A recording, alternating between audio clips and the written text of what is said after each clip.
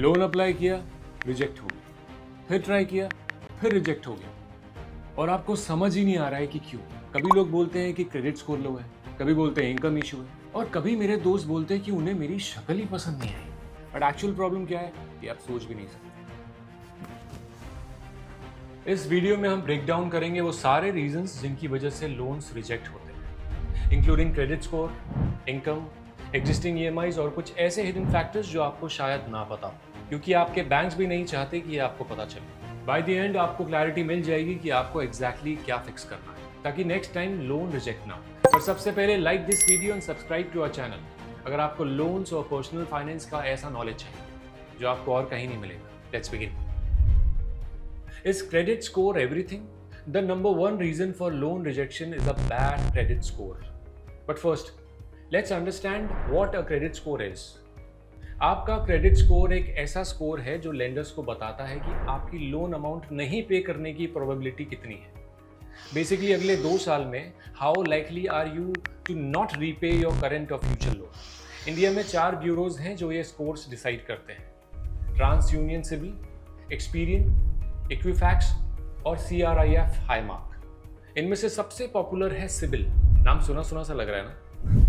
तो ये सारे ब्यूरोज RBI मॉनिटर्ड होते हैं और आपको 300 to 900 के बीच में स्कोर्स देते हैं। ज़्यादातर लोग 650 to 850 के बीच होते हैं।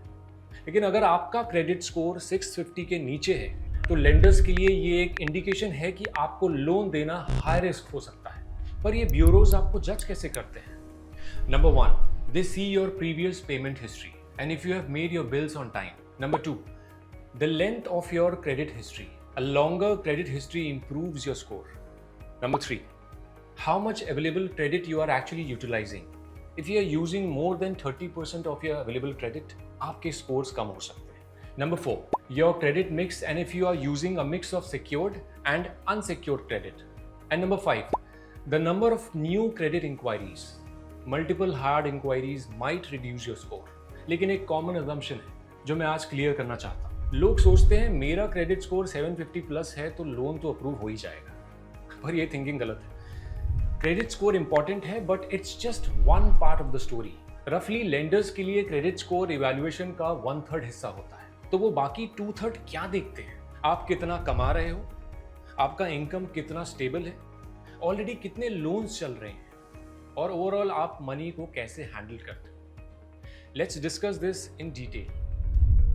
Your income story matters more than you think. Credit score के बाद दूसरा सबसे इंपॉर्टेंट फैक्टर होता है आपकी इनकम। हर लेंडर ये एक्सपेक्ट करता है कि आपकी इनकम एक सर्टेन नंबर के ऊपर हो। उस मिनिमम नंबर के नीचे वो यूजुअली लोन्स नहीं देते। फॉर एग्जाम्पल, बहुत सारे लेंडर्स और उनके सर्विस प्रोवाइडर्स आपका एक बेस इनकम चेक करते हैं। अब वो income lender to lender different होता है। सो इट्स इंपॉर्टेंट कि अप्लाई करने से पहले आप लेंडर्स के सर्विस प्रोवाइडर्स की एलिजिबिलिटी क्राइटेरिया को चेक करें। लेकिन लेंडर्स सिर्फ ये नहीं देखते कि आप आज कितना कमा रहे हैं, वो ये भी देखते हैं कि लास्ट 2-3 सालों में आपकी इनकम कितनी स्टेबल थी। प्लस थोड़े हिडन रीजंस भी है जो आपके लोन रिजेक्शन का कारण बन सकते हैं। नंबर 1, आपने बहुत कम वक्त में कई बार जॉब स्विच की है। Number 2, long employment gaps. Number 3, अगर आपके खुद का बिजनेस है और आपका इनकम इनकंसिस्टेंट है। नंबर 4, अगर आपने रिसेंटली जॉब स्विच किया है और अभी आप नई जगह पर प्रोबेशन पर हो। नंबर 5, अगर आपको कैश में सैलरी मिलती है क्योंकि इससे पैसा ठीक से ट्रैक नहीं हो सकता। और लास्टली, आप हाई रिस्क इंडस्ट्रीज जैसे सेल्स, स्टार्टअप्स या क्रिएटर इकोनॉमी में काम करते हो। इन सब रीजंस की वजह से लेंडर्स आपको लोन देने से हेजिडेंट हो सकते हैं। इवन अगर आपका इनकम हाई है बट इर्रेगुलर है, लेंडर्स को डाउट होता है। ये रीजंस सुन के थोड़े हैरान हो गए हो ना? ये वीडियो देखते रहिए क्योंकि अगले सेक्शन में हम कुछ और सीक्रेट्स रिवील करने वाले हैं। High EMIs, the silent loan approval killer. अब एक underrated but super important factor आपकी एग्जिस्टिंग EMIs। सिंपल सवाल, आप जो कमा रहे हो उसमें से कितने % ऑलरेडी एग्जिस्टिंग लोन्स की EMI पे करने में जा रहे हैं? इसको एक सिंपल एग्जांपल से समझते हैं। सपोज आपकी सैलरी है ₹50,000। अब उसमें से 15,000 ऑलरेडी EMIs में जा रहे हैं। फिर आपने एक नए लोन के लिए अप्लाई किया जिसकी EMI होगी अराउंड 10,000, तो टोटल EMIs होंगे 25,000। That's 50% of your income.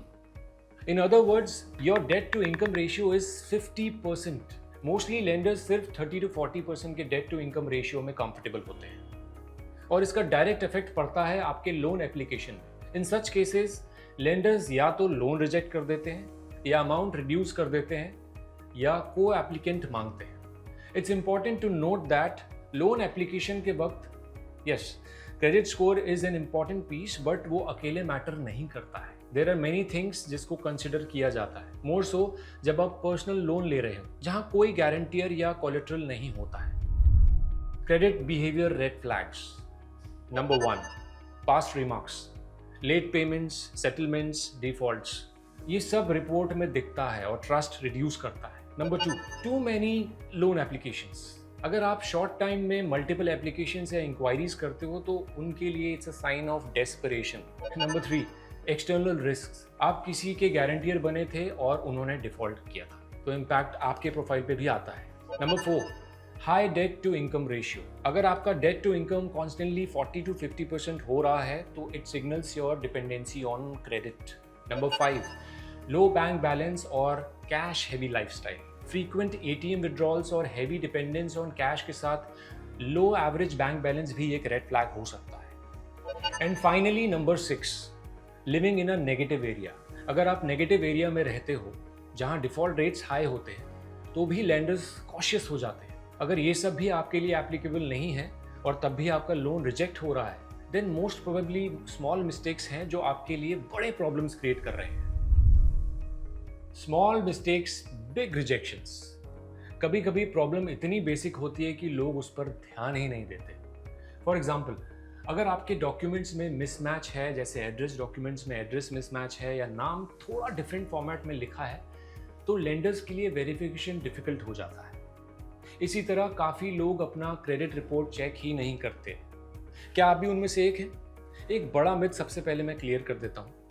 अपना क्रेडिट स्कोर चेक करने से आपका स्कोर कम नहीं होता है। अगर उसमें कोई एरर हो, जैसे गलत लोन शो हो रहा हो या किसी और का अकाउंट आपके नाम पे आ गया हो, वो डायरेक्टली आपकी प्रोफाइल को इम्पैक्ट करता है। Even if it's not your fault, the easiest way to handle it is to report to CIBIL. I will link it in the description below. फिर आता है ITR फाइलिंग का इशू। अगर आपकी इनकम प्रॉपर्ली डिक्लेयर्ड नहीं है या filings inconsistent है, लेंडर्स को लगता है कि आपकी इनकम रिलायबल नहीं है। एक और चीज जो लोग इग्नोर कर देते हैं, रीसेंट लोन रिजेक्शंस। अगर आपका लोन रिसेंटली कहीं रिजेक्ट हुआ है, वो भी आपकी प्रोफाइल में रिफ्लेक्ट हो सकता है। नेक्स्ट, लेंडर को ये सिग्नल मिलता है कि शायद कोई अनरिजॉल्व इशू है। तो बेस्ट प्रैक्टिस इज थोड़ा बफर लेके लोन अप्लाई कीजिए और वही लोन इंक्वायरीज कीजिए विच यू रियली नीड। और लास्टली, आपका बैंकिंग बिहेवियर। अगर आपके ट्रांजैक्शंस में गैम्बलिंग, बेटिंग या हेवी क्रिप्टो एक्टिविटी दिखती है तो लेंडर्स उसे हाई रिस्क बिहेवियर मानते हैं। सिंपल बात यह है कि कभी कभी आपके लोन इसलिए रिजेक्ट नहीं होता क्योंकि आप एलिजिबल नहीं हो, बल्कि इसलिए होता है क्योंकि आपने कुछ स्मॉल डिटेल्स ओवरलुक कर दी है। What you can do? Now let's look at 4 definitive ways to improve your credit score. Number 1, job stability. Avoid frequent switches. और बेस्ट एडवाइस जो सब जानते हैं, do not leave your current job without an offer letter in hand unless your workplace is toxic. Number 2, reduce existing EMIs. Loan लेने से पहले check करो कि आप ऑलरेडी कितने EMI पर स्पेंड कर रहे हैं एंड ऑलवेज पे योर EMIs ऑन टाइम। 10 रुपये का भी डिले आपके क्रेडिट स्कोर रिपोर्ट में 12 से 24 महीने तक दिखता है। प्लस आपके रिपोर्ट में ये नहीं लिखा होता है कि बस 10 रुपये आउटस्टैंडिंग है, बस इतना आता है कि आपने डिफॉल्ट किया है। Understand the damage you are doing. Number 3, multiple loan applications. एक साथ 5 जगह लोन अप्लाई करना इज नॉट द राइट वे।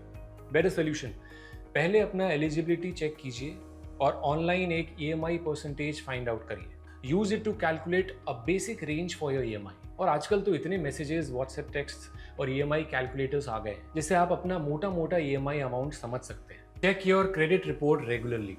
महीने में एक बार तो क्रेडिट रिपोर्ट चेक कर ही लेना चाहिए। इट्स अ फ्री चेक और आपके स्कोर्स को बिल्कुल 0% भी हर्ट नहीं करता है। In fact this is a good practice, क्योंकि अगर आप क्रेडिट यूटिलाइज करते हो तो एवरी मंथ आपका स्कोर्स घटता या बढ़ता है। तो फाइनल टेक अवे सिंपल है, लोन रिजेक्ट हो सकता है पर इंपॉर्टेंट ये है कि आप रिजेक्शन की वजह समझें और उससे भी important Before you apply, call customer support team for such apps and banks and understand your entire credit picture before you even apply. And if you found this video helpful, save करो, share करो किसी दोस्त के साथ जिसका loan बार बार reject हो रहा है. For more such videos, subscribe to Prefer. Thank you.